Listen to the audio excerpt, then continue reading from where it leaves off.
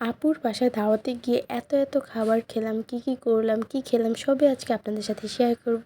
আশা করি আজকের ভিডিওটি আপনাদের কাছে ভালো লাগবে। তো হ্যালো এভরিওয়ান, আসসালামু আলাইকুম, welcome to my new video. এই ভিডিওগুলো ছিল আপনার ঈদের আগে, কুরবানি ঈদের আগে আপুর বাসায় আমাদের দাওয়াত ছিল। তখনকার ভিডিও আমি এতদিন পর এডিট করে আপলোড করতেছি। যাই হোক, তো আমি দুপুরবেলা যেহেতু দাওয়াত ছিল, আমি দুপুরে গোসল টোসল করে হালকা একটু রেডি হয়েছি।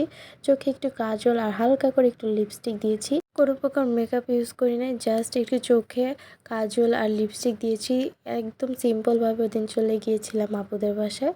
আপুদের বাসা আমাদের বাসা থেকে খুব কাছে, তাই এর জন্য বেশি সাজুগুজু করি নাই।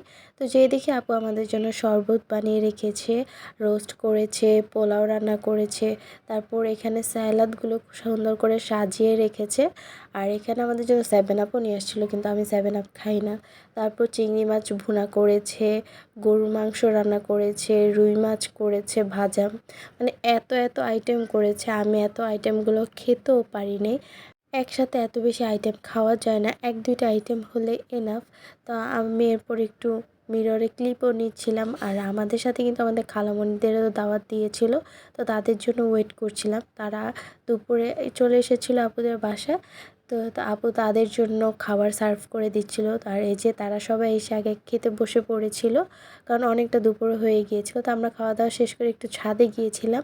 আর আমার কাজিন ছাদে যেই পড়ে গেছে পানির মধ্যে, তো ওকে নিয়ে আবার চলে আসতে হলো। মানে ছাদে যেয়ে 5টা মিনিট শান্তিতে দাঁড়াইতে পারি না, ও যেই দুষ্টামি করে পড়ে গিয়েছে। এরপর এসে দেখি আপু আমাদের জন্য ফল কাটছে, আর সাথে দুলাভাই আপুকে হেল্প করছে। তো এত রকমের ফল মিষ্টি, তারপর আবার লাস্টে ছিল রসমালাই। মানে এত খাবার খেতে খেতে ওদিন পেট পুরো হাউসফুল হয়ে গিয়েছিল। তো আজকের এই ছিল খাওয়া দাওয়া ব্লগটি। কেমন লেগেছে আপনারা কমেন্টে জানাবেন। আর আমার একদমই সিম্পল কাজল আর লিপস্টিকে কেমন লাগছিল সেটাও কমেন্টে জানিয়ে যাবেন। দেখা হবে নতুন কোনো ভিডিওতে। ততক্ষণ ভালো থাকুন, সুস্থ থাকুন, আল্লাহ হাফেজ।